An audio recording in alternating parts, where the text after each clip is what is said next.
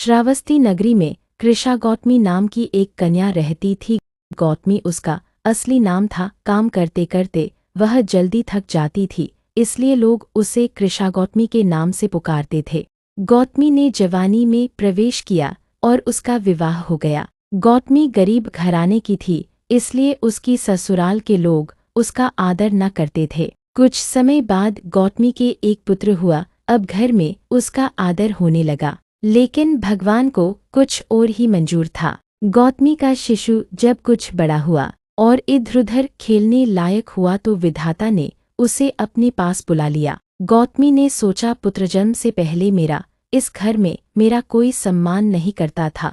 पुत्र जन्म के बाद लोग मेरा आदर करने लगे थे, लेकिन अब ये लोग मेरे प्रिय शिशु को न जाने कहाँ छोड़ देंगे। इसलिए गौतमी ने अपने मृत पुत्र को गोद में लेकर घर घर जाकर दवाई मांगने लगी। लोग ताली बजाकर हंसी उड़ाते और उसे कहते, पगली, कहीं मरे हुए की भी दवा होती है। किसी भले आदमी को गौतमी पर बहुत दया आई। उसने सोचा, इसमें इस बेचारी का क्या दोष, यह पुत्र शोक से पागल हो गई है। इसकी दवा बुद्ध भगवान को छोड़कर और किसी के पास नहीं।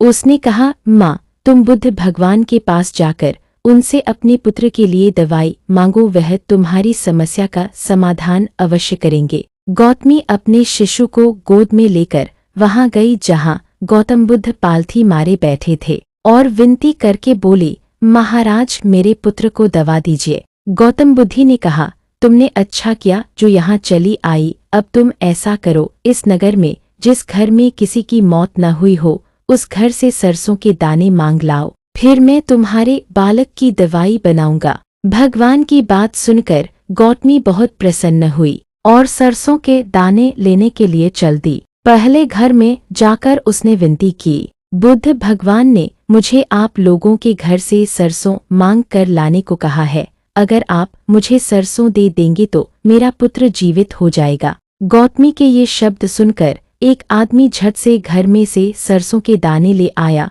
और गौतमी को देने लगा। गौतमी ने पूछा, पहले यह बताइए कि इस घर में किसी की मौत तो नहीं हुई। यह सुनकर घर के लोग आश्चर्य से कहने लगे, यह तुम क्या कह रही हो? यहाँ कितने आदमी मर चुके हैं, इसका कोई हिसाब नहीं है। गौतमी ने कहा, तो मैं आपके घर से सरसों न लूंगी। गौतमी दूसरे घर चली गई, पर सब जगह उसे वही जवाब मिला। उसने समझ लिया कि गौतम बुद्ध भगवान ने मुझे जानबूझकर ही सरसों मांगने के लिए भेजा है। मैं अपने पुत्र वियोग में यह भूल ही गई कि इस पृथ्वी पर जो आया है उसे एक न एक दिन जाना ही पड़ता है। वह शीघ्र ही अपने मृत पुत्र को नगर के बाहर श्मशान में ले गई और उसे अपने हाथ में लेकर बोली, प्रिय पुत्र, मैंने समझा था शायद तुम ही अकेले मरने के लिए पैदा हुए हो, लेकिन अब मुझे मालूम हुआ कि मौत सबके लिए है। जो पैदा हुआ है उसे एक न एक दिन अवश्य मरना है।